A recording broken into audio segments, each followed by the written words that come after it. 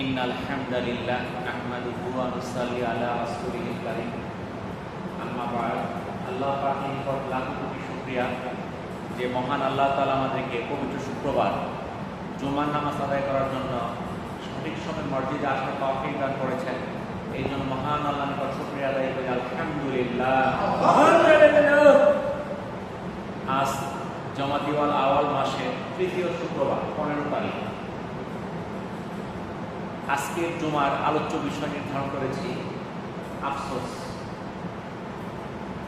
আমরা দুনিয়াতে বিভিন্ন বিষয় নিয়ে আফসোস করে থাকি। তো এই আফসোসটা কি শুধু দুনিয়াতে আছে নাকি আখিরাতেও আছে? কি মনে হয় আপনাদের? আখিরাতেও আছে? কি আছে জানেন?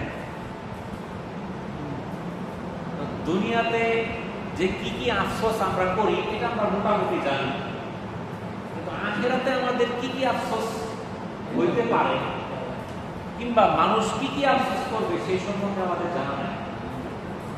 তো সেই সম্পর্কে আজকে আমরা কিছু আলোচনা করার চেষ্টা করব। মহান আল্লাহ তাআলা যদি তৌফিক দান করেন। তো আমরা দুনিয়াতে দেখি আমরা বিভিন্ন বিষয় নিয়ে আফসোস করি। কখনো ব্যবসা বাণিজ্য নিয়ে, টাকা পয়সা নিয়ে, চাকরি বাকরি নিয়ে, জমি জমা নিয়ে বিভিন্নভাবে আফসোস করি।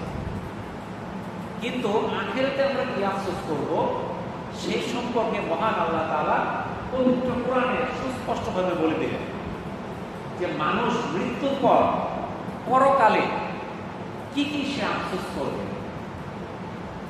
তো মৃত্যুর পর মানুষ 9টা বিষয় নিয়ে আফসোস করবে।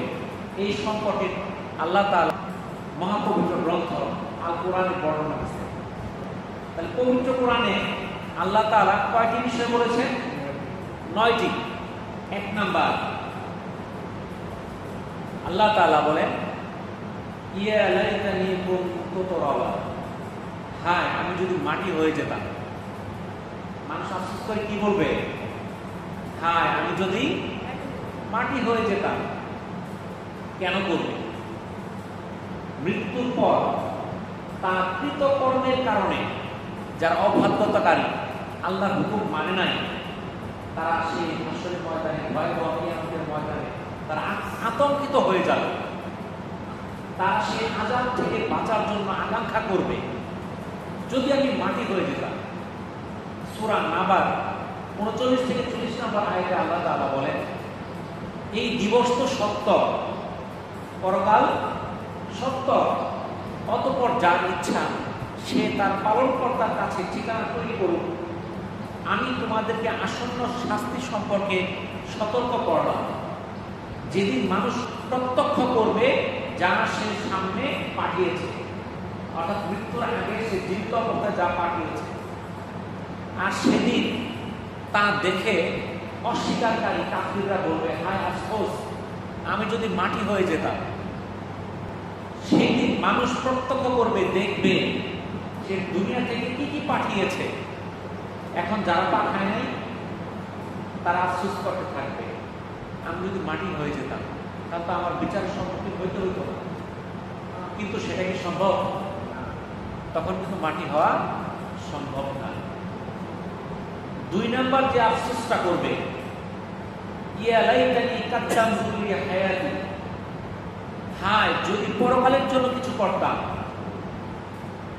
যারা দুনিয়াতে পরকালকে অস্বীকার করত, তারা বলতো পরকাল বলতে কিছু নাই, তুমি মারা গেলে তো সব শেষ, আর কিছুই হবে না। তখন তারা আফসোস করবে।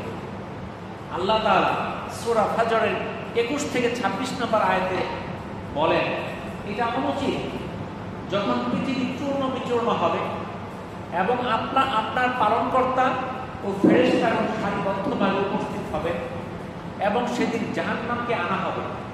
সেদিন মানুষ স্মরণ করবে, কিন্তু এই স্মরণ কি তার কি কোনো কাজে আসবে না। সে আক্ষেপ করে বলবে হায়, এই জীবনের জন্য আমি যদি কিছু আগে পাঠাতাম। সেদিন তার শাস্তির মতো কেউ শাস্তি দেবে না, আর তার বন্ধনের মতো বন্ধনও কেউ দিবে না। তাহলে এখানে আল্লাহ তাআলা জানাই দিলেন পৃথিবী চূর্ণ বিচূর্ণ হয়ে যাবে যখন কিয়ামত হবে, এই পৃথিবী আমরা যা দেখতেছি 10 তলা 20 তলা বিল্ডিং, এই বিল্ডিং তো দূরের কথা, পাহাড় টাহাড় সহ সব ধ্বনিত পোড়ার মতো আকাশে উঠতে থাকবে, পশুদের মতো উঠতে থাকবে।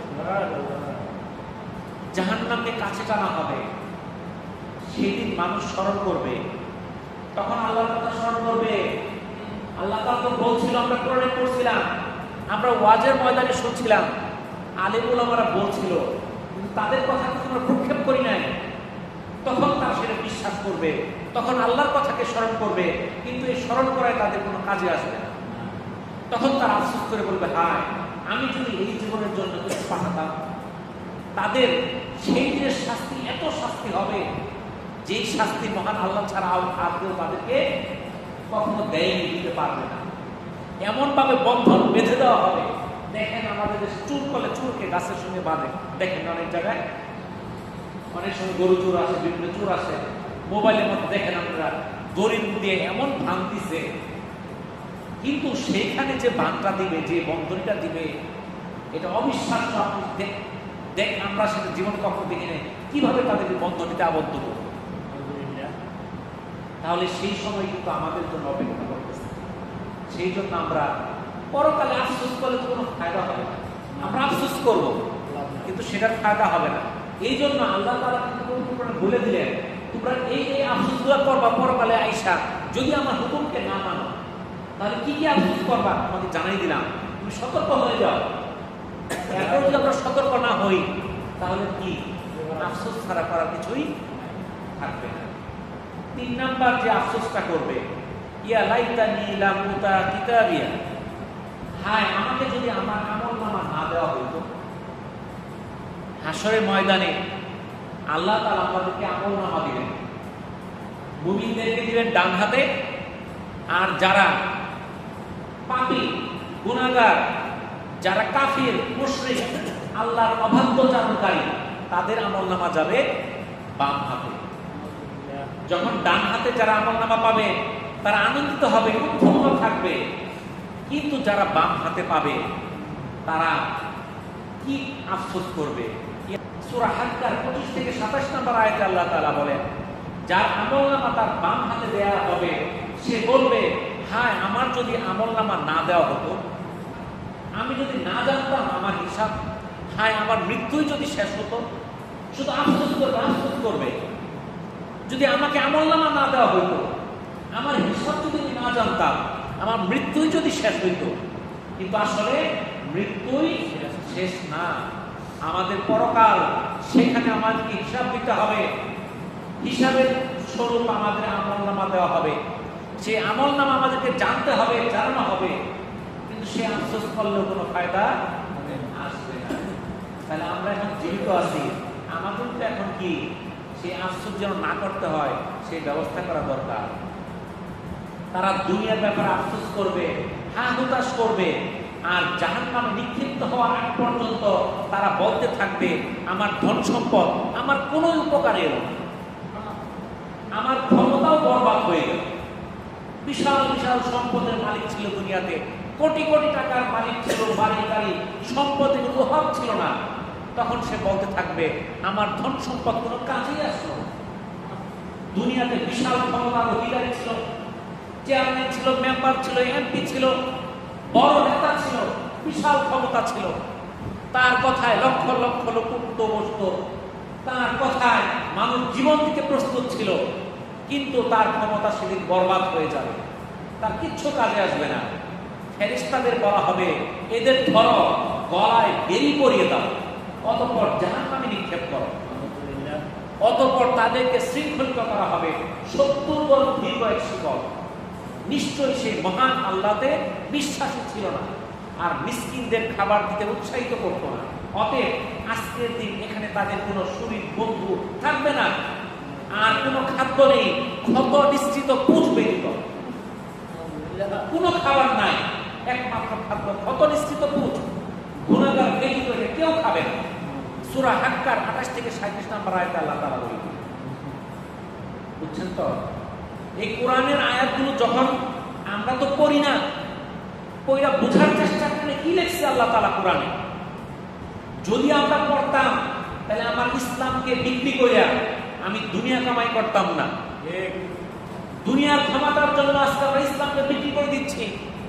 টাকার লোভে আমি যা খুশি তাই বলছি, টাকার লোভে আমি যা খুশি তাই করতেছি, হালাল হারামকে আমি দেখতেছি না। তখন কিন্তু ঠিকই বলবে তার ধন সম্পদ আমার কোনোই কাজে আসলো না, ক্ষমতাও বরবাদ হয়ে গেল। ফেরেশতাদের বলা হবে কি, এদেরকে বেরি পরাও, বেরি পরিয়ে জাহান্নামে নিক্ষেপ করো, শৃঙ্খলিত করো, এমন শিকল যার ধর্ম হলো 70 গজ। কারা? যারা আল্লাহতে বিশ্বাসী ছিল না। এখন যদি আমরা বলি আমরা আল্লাহতে বিশ্বাস করি, তাহলে আল্লাহর হুকুম মানতে শিখি না। যদি আল্লাহর প্রত্যেকটা হুকুমকে আমি মানতে পারি, তাহলে আমি আল্লাহকে বিশ্বাস করি। কি বলে? আর যে আল্লাহ হুকুম আমি না মানি, তাহলে কি বিশ্বাস করলাম? বিশ্বাস করতেই যারা এই যে কথা, যেই ইমান তাকে মসজিদ পর্যন্ত নিয়ে আসতে পারে না, ওই ইমান তাকে কি করে জান্নাতে নিয়ে যাবে? ঠিক আছে না? মানুষ যে বলে নামাজ না পড়লে কি ইমান আছে, ঠিক আছে ইমান, কিন্তু এই ইমান এতই দুর্বল তাকে মসজিদ পর্যন্ত নিয়ে আসতে পারতেছে না, তাকে কিছুতেই জান্নাতে সেই ইমান নিয়ে যেতে পারবে না। সে প্যারালাইসিস রোগীর মতো জীবন আছে, হাঁটতে পারে না, চলতে পারে না, নিজের খাবারটা খাইতে পারে না, ঠিক না? আর কারা এই কাজ করছিল? যারা মিসকিনকে খাবার দিতে উৎসাহিত করতো না। মিসকিন দেখলে খেয়েও শুরু করে, তাকে এক বেলা খাবার দিতে চায় না। আমার ঘরে ভালো খাবার আছে, আমি খাইতেছি, নয় এক বেলা একটু কম খাইলাম, হয়তো আমার খাবারের অংশ থেকে কিছু একটা অংশ দিয়ে দিলাম, কিন্তু সে ফকির মিসকিনকে কি করছে? খাবার দিতে উৎসাহিত করে নাই। তাদের সেদিন কোনো বন্ধু থাকবে না, তাদের কোনো শরীর থাকবে না, তাদের কোনো খাদ্য থাকবে না। জাহান্নামের সেই মিশ্রিত, ক্ষত মিশ্রিত পুষ ব্যতীত সে কি ভয়াবহ দিন! সেই ভয়াবহ দিন থেকে বাঁচতে হলে আমাদেরকে আল্লাহ হুকুমকে মানতে হবে। হাসরের ময়দানে 4 নাম্বার যে বিষয়টা নিয়ে মানুষ আফসোস করবে, ইয়া ওয়াইলাতা লাইতানি লাম আত্তাখিজ ফুলালান খালিলা, হায় আমি যদি ওকে বন্ধুরূপে গ্রহণ না করতাম। আজকে দেখেন আমাদের বন্ধু কারা কারা, আমরা কাদের সঙ্গে নিয়ে ঘুরি? আপনারা চিন্তা করে দেখেন, আমাদের বন্ধু আছে না? কারা আমার বন্ধু? খেয়াল করেন। এই বন্ধুত্বের কারণে আমাকে জাহান্নামে যাওয়া লাগতে পারে, এই বন্ধুত্বের কারণে আমার জান্নাতের পথ সুগম হইতে পারে। তাহলে সঠিক বন্ধু নির্বাচন করতে হবে। সূরা ফুরকানের 27 এবং 28 নম্বর আয়াতে আল্লাহ তাআলা বলেন, হায় আমার দুর্ভাগ্য, আমি যদি অমুককে বন্ধুরূপে গ্রহণ না করতাম। কিন্তু আফসোস করবে, তখন তো আর বন্ধু পরিবর্তন করার সুযোগ থাকবে না। আপনি চিন্তা করে দেখেন, আপনি যাদের সঙ্গে চলাফেরা করেন, যাদের সঙ্গে আপনার আত্মার সম্পর্ক, সেই মানুষটা নামাজ পড়ে কিনা, আল্লাহর হুকুম মানে কিনা, সে ভালো কাজ করে কিনা। আজকালকে দেখেন আমাদের সুসম্পর্ক ভালো মানুষের চেয়ে খারাপ মানুষের মধ্যে বেশি। বুঝতে পারছেন? ভালো মানুষের সঙ্গে খারাপ মানুষের সঙ্গে সম্পর্ক আমাদের অনেকেরই বেশি। সেটা ত্যাগ করতে হবে। আর নয়তো তখন আমরা সেই ভয়াবহ কিয়ামতের সময় হাসরের ময়দানে আমরা আফসোস করব, যদি অমুককে বন্ধুরূপে না গ্রহণ করতাম। আজকে আমরা বন্ধুরূপে কাকে গ্রহণ করি? যার ক্ষমতা আছে, প্রভাব আছে, প্রতিপত্তি আছে, যাকে দেখে মানুষ ভয় পায়। একজন মুমিনকে দেখে মানুষ ভয় পাবে না। আজকে ভয় কাকে দেখে পায়? সন্ত্রাসীকে দেখে পায়। কারণ তার বিরুদ্ধে কিছু বললে আপনার খবর আছে, হাত পা ভেঙে দিবে, এমন আছে জীবন শেষ করে দিবে, ওকে দেখে ভয় পায়। এখন আপনি তাকে যে বন্ধু বানাইছেন কেন? আপনি মানুষের সামনে যায় আপনি ক্ষমতা দেখাইতে পারবেন, আপনি বলতে পারবেন আমি অমুক নেতার ভাই, অমুক নেতার বন্ধু, অমুকের সঙ্গে উঠা বসা করি। শুধু এইটুক বলার জন্য আজকে মানুষ, শত শত মানুষ নেতাদের পিছনে ঘুরে। সেই নেতা যদি পাপাচারী হয়, অপকর্মে লিপ্ত হয়, সেই অপকর্মে আপনি জড়িত হন, হাসরের ময়দানে আপনাকে কি করতে হবে? আফসোস করতে হবে, হ্যাঁ আমি অমুককে যদি বন্ধুরূপে গ্রহণ না করতাম। সেই আফসোসের কিছুই হবে। দেখেন আজকালকে রাজনীতি হয়, বড় বড় নেতা আছে বিভিন্ন দলের, আমি কোনো এক দল বলতেছি না, সকল দলের কথাই বলতেছি।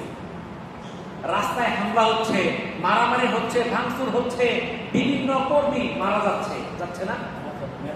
আওয়ামী লীগের কর্মী মারা যাচ্ছে, বিএনপির কর্মী মারা যাচ্ছে, অমুক দলের মারা যাচ্ছে, তারা জীবন দিতেছে, কিন্তু কোন নেতা কিন্তু মারা যাইতেছে না, কোন নেতার সন্তান মারা যাইতেছে না, তাদের সন্তান মাঠে নামতেছে না, তাদের সন্তানকে বিদেশে লেখাপড়া করাইতেছে, আর আপনি আমি গরিবের সন্তান রাস্তায় যায় তাদের জন্য মরতেছে।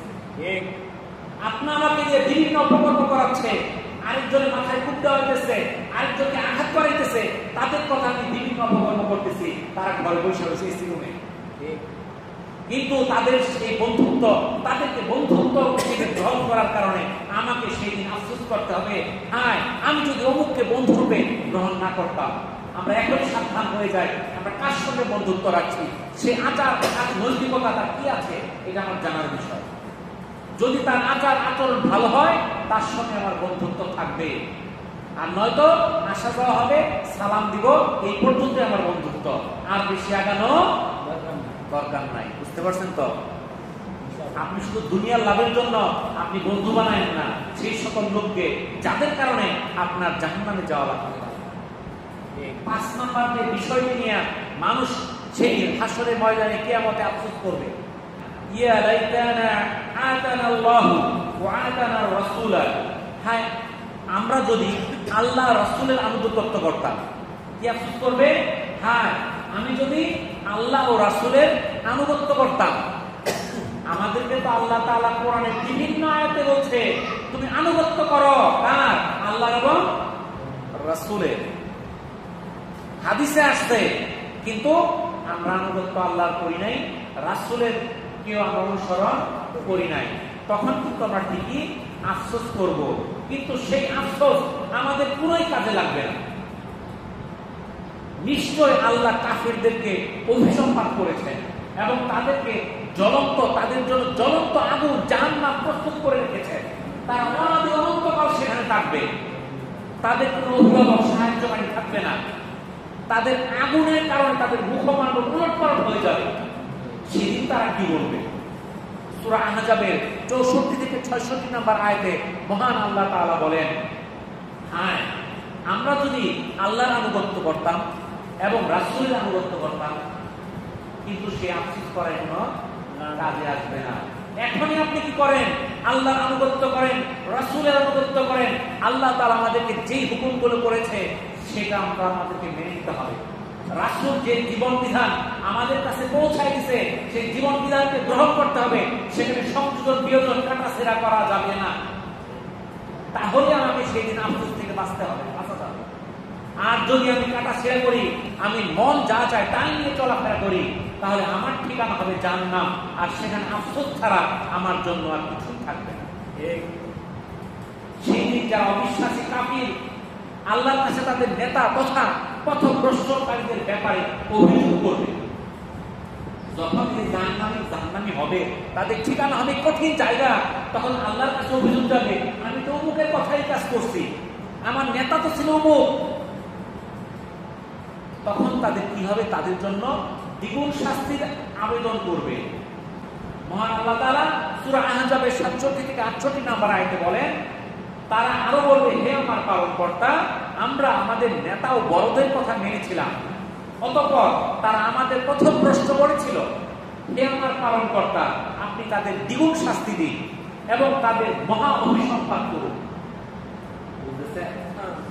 আজকে তো বড় বড় নেতারা ঘরে বসে অর্ডার করে, এর হাত ভেঙে দাও, ওর পা ভেঙে দাও, এর মাথা দ্বিখণ্ডিত করে দাও। তার তো কিছুই হচ্ছে না। সে মনে করতেছে দুনিয়াতে বেঁচে গেলাম, আমার কোনো বিচার হচ্ছে না। বিচার হলে কার হবে? যে মারছে ওর হবে, আমি তো আর মারছি না। আমার কথা অমুকে কি করছে, অমুকের পাও ভাঙছে, দোষে পুলিশে কারে, যে পাও ভাঙছে ওরে, আমি তো অর্ডার দিচ্ছি, আমার তো ধরে নাই। কিন্তু আখিরাতের ময়দানে সে তো আল্লাহর কাছে অভিযোগ দিবে, আমি অমুকের কথাই অপকর্মগুলো করছি, তার শাস্তি আমার যে দ্বিগুণ করে দাও, তার প্রতি মহা অভিসম্পাত করো। তার শাস্তি তার কি হবে? এই দুনিয়াতে বেঁচে গেছে, আখিরাতে বাঁচতে পারবে না। 6 নম্বর আফসোসটা সে কি বিষয় নিয়ে করবে? ইয়া লাইতানি তাত্তাখাযু মা রাসূলি সাবিলা, হায় আমি যদি রাসূলের পথ অবলম্বন করতাম ইয়া লাইতানি তাখাযতু মা'আর রাসূলি সাবিলা, হায় আমি যদি রাসূলের পথ অবলম্বন করতাম। অবিশ্বাসী যারা, তারা কি রাসূলের পথ অনুসরণ করে? যারা পাপিষ্ঠ, আল্লাহর হুকুম আহকাম মানে না, তারা কিন্তু রাসূলের পথ অনুসরণ করে নাই। তারা সেদিন আকাঙ্ক্ষা করবে, আফসোস করবে, আমি যদি রাসূলের পথকে অনুসরণ করতাম। সূরা ফুরকানের 27 নম্বর আয়াতে আল্লাহ তাআলা বলেন, জালেম যেদিন আপন হস্তদ্বয় দংশন করতে করতে বলবে, হায় আফসোস, আমি যদি রাসূলের সাথে পথ অবলম্বন করতাম। কিভাবে সে আফসোস করবে? নিজের হাত নিজে কামড়াতে থাকবে আর বলবে, হ্যাঁ আমি যদি রাসূলের পথ অবলম্বন করতাম। তো আমরা কেন করতেছি না এখন দুনিয়াতে? আমাদের তো সুযোগ আছে রাসূলের পথ অনুসরণ করার, রাসূলের পথকে মেনে নেওয়ার, কিন্তু আমরা রাসূলের পথকে মেনে নিচ্ছি না। আমার মন যা চায় আমি সেই পথে চলছি। 7 নম্বর আফসোস হবে, ইয়া লাইতানি কুনতু মাআহুম ফাআফুযা ফাওজান আযীমা, হায় আমিও যদি তাদের সঙ্গে থাকতাম তাহলে বিরাট সফলতা লাভ করতাম। দুনিয়াতে আমরা অনেকের সঙ্গে থাকি, আবার অনেক দল আছে আমরা যাদের সঙ্গে থাকি তারা তাদের সঙ্গে না থেকে অন্য দলের সঙ্গে আছে। দেখা যাবে যারা সৎকর্মশীল তাদের দলে যারা ছিল, তাদের দলে থাকার কারণে তারা জান্নাতি হয়ে যাবে, তারা মওকুফ পেয়ে যাবে। কিন্তু আমরা ওদের দলে না থাকি, বদকারদের দলে থাকি, আমরা যখন জাহান্নামী হব তখন আফসোস করতে থাকবো, কিন্তু এই আফসোসের কোনো ফায়দা থাকবে না। মহান আল্লাহ তাআলা সূরা নিসার 72 নম্বর আয়াতে বলেন, আর তোমাদের মধ্যে এমনই কেউ কেউ রয়েছে যারা অবশ্যই বিলম্ব করবে এবং তোমাদের উপর কোনো বিপদ উপস্থিত হলে বলবে, আল্লাহ আমার প্রতি অনুগ্রহ করেছেন যে আমি তাদের সাথে যাইনি। তাহলে এখানে আল্লাহ তাআলা বলে দিলেন, কি বললেন? তোমাদের মধ্যে কেউ কেউ রয়েছে যারা বিলম্ব করবে এবং বিপদ উপস্থিত হলে বলবে যে আল্লাহ তাআলা আমার প্রতি অনুগ্রহ করেছেন যে আমি তাদের সাথে যাইনি। আর যখনই সঠিক পথের অনুসারীরা নিয়ামত লাভ করবে তখন অবিশ্বাসীরা এমন ভাব দেখাতো যে তাদের সঙ্গে সঠিক পথের অনুসারীদের কোনো বিরোধিতাই ছিল না। যখন ওই সঠিক পথের অনুসন্ধানী তারা যখন সঠিক পথ পাওয়া যাবে তাদের সঙ্গে এমন ভাব করবে, আমি তো তোমার সঙ্গে আসছিলাম, কিন্তু চলছে কিন্তু উল্টা, কিন্তু ভাব দেখাবে আমি তোমাদের সাথেই ছিলাম। তাদের সম্পর্কে মহান আল্লাহ তাআলা সূরা নিসা 73 নম্বর আয়াতে বলেন, পক্ষান্তরে তোমাদের প্রতি আল্লাহর পক্ষ থেকে কোনো অনুগ্রহ এলে তারা এমন ভাবে বলতে শুরু করবে যেন তোমাদের মধ্যে এবং তাদের মধ্যে কোনো মিত্রতাই ছিল না। তারা সেখানে বারবার এই আকাঙ্ক্ষা করতে থাকবে, হায় আমি যদি তাদের সঙ্গে থাকতাম তাহলে আমি যে সফলতা লাভ করতাম। সূরা নিসা 73 নম্বর আয়াত। 8 নম্বর আফসোস হচ্ছে, ইয়া লাইতানি লাম উশরিক বিরব্বি আহাদা, হায় আমি যদি আমার রবের সঙ্গে কাউকে শরীক না করতাম। যারা দুনিয়াতে শরীক করে আল্লাহর সাথে বিভিন্ন বস্তুকে, বিভিন্ন ব্যক্তিকে শরীক করে, তারা সেই দিন আফসোস করবে, কিন্তু সেই আফসোস কোনো কাজে আসবে না। কি আফসোস করবে? সূরা কাহফের 42 নম্বর আয়াতে মহান আল্লাহ তাআলা বলেন, সে বলতে লাগলো, হায় আমি যদি কাউকে আমার পালনকর্তার সাথে শরীক না করতাম। 9 নাম্বার আফসোস, কি আফসোস করবে?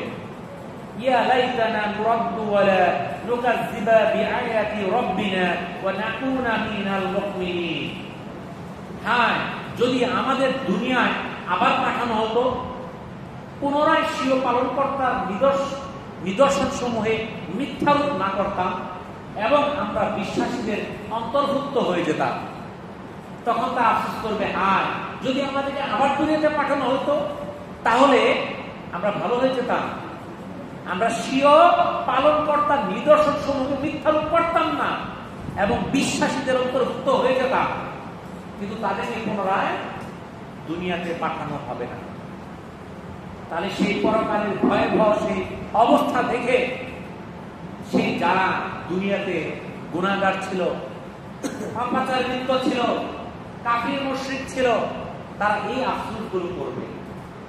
এই 9টা আফসোস যদি আমরা বাঁচতে চাই তাহলে আমাদের কি করতে হবে? এখনই আমরা সাবধান হইতে হবে।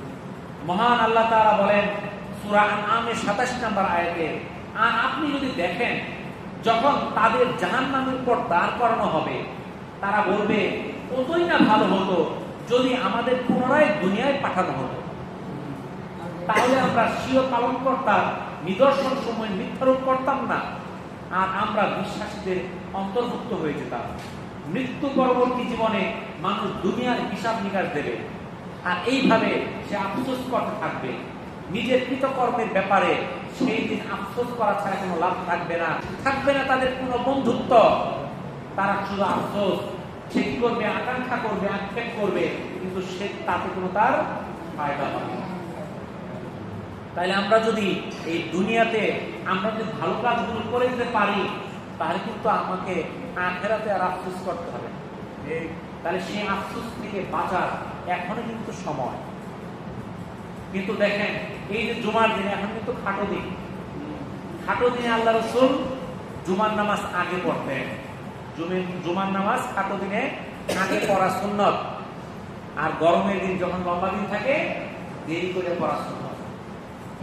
এই জন্য আমরা চেষ্টা করি আজান হওয়ার সাথে সাথে আমরা মসজিদে চলে আসার জন্য। এখানে আমরা যে আলোচনাগুলো করি, আপনার দেখেন এখানে আমরা আধা ঘন্টা 40 মিনিট যে আলোচনা করি, কোরআন হাদিসের বাইরে কোনো আলোচনা হয় না। আপনি আজকালকে দেখেন এই মিম্বরে বৈশাখ, এই সবার মঞ্চে বৈশাখ, সবার নামে বক্তব্যের নামে কোরআন হাদিসের নামে মানুষের গীবত দেওয়া হইতেছে, কিচ্ছা কাহিনী দেওয়া হইতেছে, যেটা মানুষকে কলুষিত করতেছে, ইসলামের ক্ষতির কারণ হইতেছে, কোনো লাভ হইতেছে না। হইতেছে না অন্তত এই চেয়ার থেকে এটা তো হয় না, নাকি বলে? যতক্ষণ আলোচনা করা হয় কোরআন হাদিসের আলোচনাই করা হয়, কিন্তু আমরা এই কোরআন হাদিসের আলোচনা অপেক্ষা করে আমি বাড়িতে আমরা ঘুম পড়লাম 12টা পর্যন্ত, গোসল টোসল করে আস্তে আস্তে। তাহলে আমরা যথাসময়ে আসার চেষ্টা করি, আমরা কোরআনের আলোচনাগুলো আমরা শোনার চেষ্টা করি।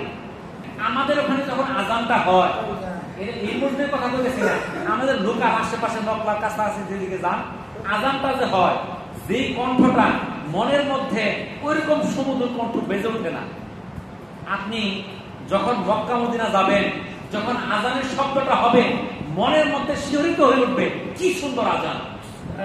আপনি ঢাকায় যান, বড় বড় মসজিদে আজান যখন দেয়, মনে হয় শুনতেই থাকি, এত সুন্দর কণ্ঠে আজান দেয়, কিন্তু আমরা দিতে পারি। এত সুন্দর তেলাওয়াত করে, আপনার শুনতে ইচ্ছা করে। আপনার মক্কাতে যখন তিলাওয়াত শুরু করে, আপনার তিলাওয়াত চলে যায় 15 মিনিট, 10 মিনিট, 15 মিনিট, এক রাকাতে 15 মিনিট তিলাওয়াত করে ফেলছে এক রাকাতে। মনে হয় যখন রুকুতে চলে যায়, মনে হয় এই তো তিলাওয়াত শুরু করলো, কেন ছায়া দেবে, এরকম মনের মধ্যে আকাঙ্ক্ষা আসে। আজকাল আমাদের দেশে বড় বড় শহরের মসজিদগুলোর মধ্যে সুন্দরভাবে সুললিত কণ্ঠে তিলাওয়াত করে, কিন্তু আমাদের পক্ষে সম্ভব না, আমরা সেটা শুনতে পারি না, তাই না? তো এইটা কিন্তু মনের মধ্যে আকাঙ্ক্ষা থাকে, এটা ভালো, সেটা আমাদের মধ্যে তৈরি করতে হবে, যেন আমরা শুধু ইমাম সাহেব সুন্দর তেলাওয়াত করবে আর আমরা শুধু ভুল তেলাওয়াত করবো, তাই তো হবে না। এই শুদ্ধ তেলাওয়াতটা ইমাম সাহেবের জন্য যতটুকু জরুরি, আপনার আমার জন্য ততটুকু জরুরি। আমি শুদ্ধ তেলাওয়াত করলাম, আমি বেঁচে গেলাম, আপনি ভুল তেলাওয়াত করলেন, আপনি কিন্তু ধরা খাবেন। ইমাম সাহেবের যদি ভুল থাকে, ইমাম সাহেব ধরা খাবে, জামাতের নামাজে পড়লে আপনি বেঁচে গেলেন, কিন্তু আপনি যখন একা একা নামাজগুলো পড়বেন, সেই তেলাওয়াত ইমাম সাহেব করে দিবে। তাহলে আমাদের তিলাওয়াতগুলো শুদ্ধ করার জন্য এখন কিন্তু সহজ, এখন তিলাওয়াত শুদ্ধ করা কঠিন কিছুই না, আপনি তিলাওয়াত খুব সহজে শুদ্ধ করতে পারেন। এখন বর্তমানে আমরা সবার কাছে মোবাইল আছে না? মোবাইল, এই মোবাইলের মধ্যে কত গান যে শুনতেছি, আর কত নাটক সিনেমা দেখতেছি, কত খবর দেখতেছি, হিসাব ছাড়া। আপনি তেলাওয়াত শুনেন, আপনি 10 বার, 20 বার, 50 বার, 100 বার শুনেন, 1000 বার শুনেন, আপনার তেলাওয়াত কেন শুদ্ধ হবে? বুঝতে পারছেন? আপনি কোরআনের অর্থগুলো পড়েন, অর্থগুলো দেখেন, আপনার কিছু কিছু সূরা আছে, ছোট ছোট সূরা, যেগুলো আমরা নামাজ পড়ি, বড় সূরা তো আমরা পারি না। এই ছোট ছোট সূরাগুলো যে আছে, আপনি যখন ঘুমাবেন, ঘুমানোর আগে 10 বার শুনে ঘুমান। আপনি মনে মনে মন লাগায় শুনেন, আপনার সূরাটা শুদ্ধ হয়ে যাবে। দেখা যাবে সূরার অর্থ বলে দিতেছে, আপনি অর্থটাও জানলেন কোরআনের মধ্যে কি আছে, এখানে আল্লাহ তাআলা কি বলছে। আপনার সময় বের করতে হবে। আপনি দুনিয়ার সকল কাজে ব্যস্ত, আপনি কেন কোরআন চর্চায় আপনি সময় বের করতেছেন না? আল্লাহ তো কোরআন চর্চা করার জন্য আমাকে আদেশ করছে। আপনি মাদ্রাসায় যা পারেন নাই, আমার পক্ষে সম্ভব হয় নাই, আমার যেভাবে সুযোগ আছে সেভাবেই আমাকে চর্চা করতে হবে। আপনি চর্চা করেন, চেষ্টা করেন, মানুষের কাছে অসম্ভব কিছু না। আপনি যদি চেষ্টা করেন কোরআন শিক্ষা করার জন্য, এই কোরআনের মর্মকে বোঝার জন্য, আপনার ফায়দা হবে। আমি যদি কেউ মনে করেন কোরআন পাই, চর্চা করবো, আমি তো সুন্দর পাই, আমি আর 10 জনে শিখাই, আপনারও চর্চা করতে হবে। যে জানে তারও চর্চা করতে হবে, যে জানে না তারও চর্চা করতে হবে। আমি কোরআনগুলো পড়ি, তিলাওয়াতটা আমি শুনি, দেখি, পড়ি, দেখা গেল আমি বেশি বেশি পড়ি না, 5টা আয়াত, 4টা আয়াত, 2টা আয়াত, এই 2টা আয়াতের মধ্যে আল্লাহ তাআলা কি বলছে এটা গভীরভাবে পড়েন, বুঝেন, আপনার মনে হবে এই মহাগ্রন্থ আল কোরআনের মধ্যে কি আছে। আপনি বুঝেন না এই কোরআনে কি লেখছে আল্লাহ, এই আয়াতের যে অর্থগুলা কি আমাদের জন্য কার্যকর আমরা তো জানি না, এর মধ্যে কি মজা আছে আপনি কান লাগায় শুনেন। আমরা এই মসজিদের মধ্যে নামাজ পড়ি, আমরা বাড়িতে কেউ নামাজ পড়ি না, এখানে আমরা নামাজ পড়ি, 5 ওয়াক্ত মসজিদে পড়ি। আল্লাহ রাসূল মসজিদের ফরজগুলো করে বাড়িতে চলে যেতেন, সুন্নত যায় বাড়িতে পড়তেন, তাহাজ্জুদ আদায় করতেন। বাড়িতে সুন্নত করলে ফায়দা কি? 1 নাম্বার, আপনার ঘরের মধ্যে বরকত হবে, আপনার পরিবার পরিজন যারা তারা নামাজি হবে, আপনার পরিবার পরিজন বাড়িতে কি করে আপনি দেখতে পারবেন। আপনি নামাজ পড়তেছেন, আপনার ছেলে টিভি বাজাইতেছে না মোবাইল দেখতেছে, আপনি দেখতে পারবেন। এই জন্য মসজিদে জামাতের নামাজ আমাদের আদায় করতে হবে। বাকিটুকু যদি সম্ভব হয় বাসায় যা করার চেষ্টা করবো। আবার যদি কেউ বাকিটুকু পড়তাম না, বাড়িতে যায়, তাহলে মসজিদেই পড়ে। আর যদি সম্ভব থাকে আমার বাড়িতে যায় পড়ার, আমি চেষ্টা করি, এটা সুন্নত। আর এটাও যদি না পারেন তাহাজ্জুদ আদায় করেন। আমরা রাত 12টা 1টা পর্যন্ত সজাগ থাকি, টিভির কাছে থাকি, 1 ঘন্টা আগে এসে পড়ি, ফজরের আগে আধা ঘন্টা আমরা উঠি, উঠে আমি তাহাজ্জুদ পড়ি, আমি কিছু কোরআন তিলাওয়াত শুনি, আমি মোবাইল দিয়েই শুনি। আমি পারি না, আমি শুনলাম, অনেক ফায়দা হবে আমার কাছে। আমি এমনও এক আয়াত আছে, এক আয়াত 100 বার শুনি, একটা আয়াত 100 বার শুনি, বুঝতে পারছেন? তাহলে এটার মধ্যে যে মজা আপনি বুঝবেন, তখন যখন পড়বেন শুনবেন তখন বুঝবেন। এর আগে আপনার মজা আসবে না যে কোরআনের মধ্যে কি আছে। তো এই সময়টা বের করে নেওয়া আমাদের কাছে কঠিন কিছুই না। তো এই যে দেখেন, আমরা দুনিয়ার কত কাজে ব্যস্ত, আজকে আমরা মারা গেলে আমার ব্যস্ততার কোনো খোঁজ থাকবে? কোনো খোঁজ থাকবে না। চেষ্টা করলে মারা যাবে না। তাহলে আমরা চেষ্টা করি আমার জীবনকে পরিবর্তন করার এখনই সময়। আর যদি আমার জীবনকে পরিবর্তন না করি, আমি 9টা কারণ বললাম, 9টা আফসোস বললাম, কি আফসোস করব আমরা? আমি কিন্তু আমাদের আজকের এই বয়ানের আগে বলছি, যারা পরে আসছেন তারা কিন্তু কিছুই বুঝেন নাই, কিছুই শুনেন নাই আজকের আলোচনার বিষয়টা কি ছিল, আমরা কি করব, আমরা আগে কি আফসোস গুলো করবো। এই আফসোস গুলো বাঁচার জন্য আল্লাহ তাআলা পবিত্র কোরআনে যে 9টা কারণ বলেছে, সেই 9টা কারণ আমরা জানলাম, শুনলাম। যারা পরে আসছে আমরা কিন্তু শুনলাম না, বুঝলাম। আমরা বোঝার চেষ্টা করি, আমরা সঠিক সময়ে আসি এবং কোরআন এবং হাদিসের যে কথাগুলো আমরা মেনে নেওয়ার চেষ্টা করি, তাহলে আমরা সঠিক পথ পাবো। ঠিক আছে? আমরা যে আলোচনাগুলো করলাম, আল্লাহ তাআলা আমাদেরকে আমল করার তৌফিক দান করুন। আমিন। ওয়া আখিরু দাওয়ানা আলহামদুলিল্লাহি রাব্বিল আলামিন। আসসালামু আলাইকুম ওয়া রাহমাতুল্লাহি ওয়া বারাকাতুহু।